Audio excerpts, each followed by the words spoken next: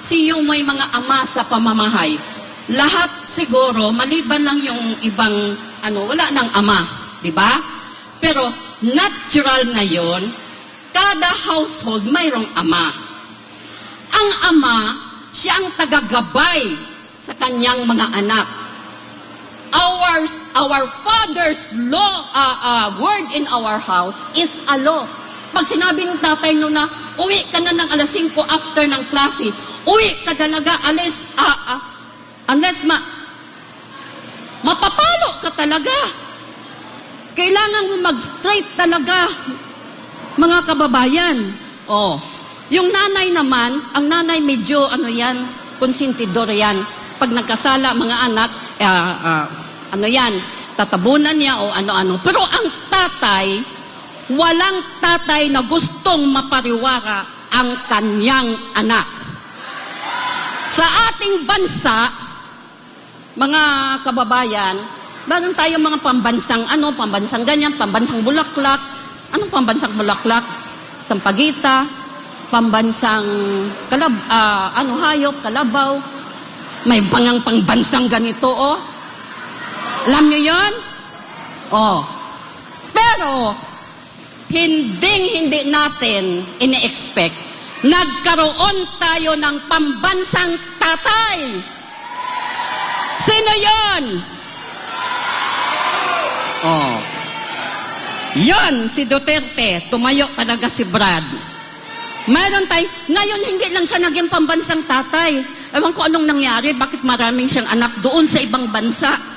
Kaya ang nangyari, international tatay. Bilang tayo dito sa Pilipinas, nagkaroon tayo ng pambansang tatay. Now listen.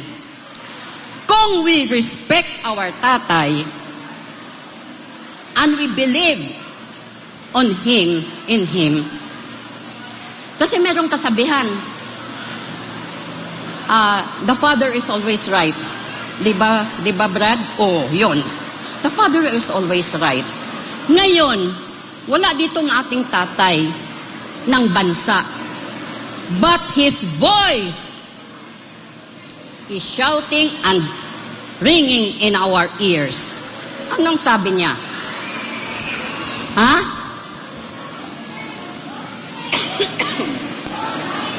Anong sabi ng tatay?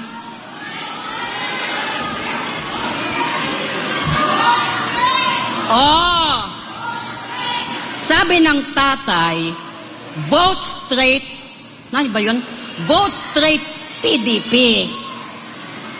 Kaya tayong mga anak ng bansa, pag sinabing straight, huwag ka nang lumiko, huwag ka nang lumiko dito, liko doon.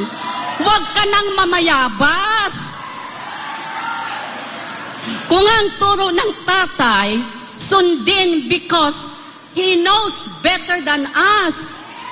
Kita ninyo?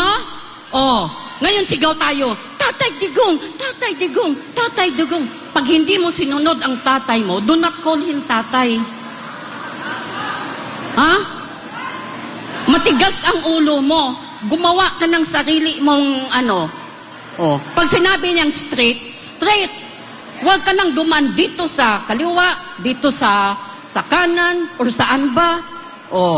Mamaya, masalubong mo pa dyan ng ahas, ditiklo ka.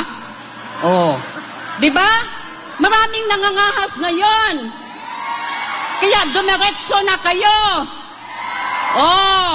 Sinong susundin natin na boses? Tatay Yon. Pag uwi ni Tatay Digong, hindi kayo nag-vote straight, huwag kayo mag-marcha-marcha. Tatay Digong, we love you, Tatay.